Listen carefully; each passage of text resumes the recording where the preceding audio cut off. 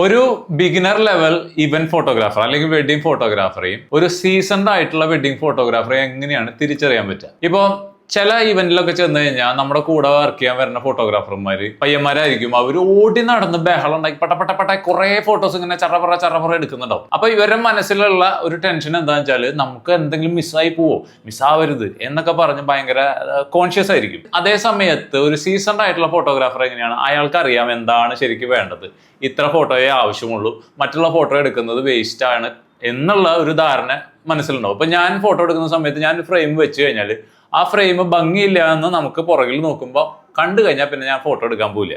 അതേ സമയത്ത് ഒരു ബിഗിനർ ലെവലിലുള്ള ഒരാളെന്ന് വെച്ചാൽ അത് പറഞ്ഞാൽ ഇരിക്കട്ടെ, ഇപ്പൊ എന്താ പറയുക, നഷ്ടപ്പെടാനൊന്നുമില്ലല്ലോ, ഡിലീറ്റ് ചെയ്ത് കളയാലോ. അങ്ങനെ എടുത്തെടുത്ത് ഒരു 1000 1500 ഫോട്ടോ എടുക്കേണ്ട ഒരു ഫംഗ്ഷനിൽ 3000 4000 ഫോട്ടോയാവും. പിന്നെ ഇത് പോസ്റ്റ് പ്രൊഡക്ഷനിൽ വരുമ്പോൾ സോർട്ടിങ് തൊട്ട് വളരെ ഹെക്റ്റിക് ആയിട്ടുള്ള ഒരു പണിയായിട്ട് അത് മാറാറുമുണ്ട്. അപ്പോൾ ഒരു ഇവന്റിൽ നമ്മൾ ഒബ്സർവ് ചെയ്ത് കഴിഞ്ഞാൽ നമുക്കറിയാം അയാൾ ഒരു സീസൺഡ് ഫോട്ടോഗ്രാഫർ ആണോ അതോ ഒരു entry level beginner level event photographer ആണോ എന്നുള്ളത്. അപ്പൊ അങ്ങനെ വെകിളി പിടിച്ച് നടക്കുന്ന നിങ്ങളുടെ ഏതെങ്കിലും ചങ്കുകൾ ഉണ്ടെങ്കിൽ ഈ റീലിന്റെ താഴെ ഒന്ന് മെൻഷൻ ചെയ്യട്ടാ.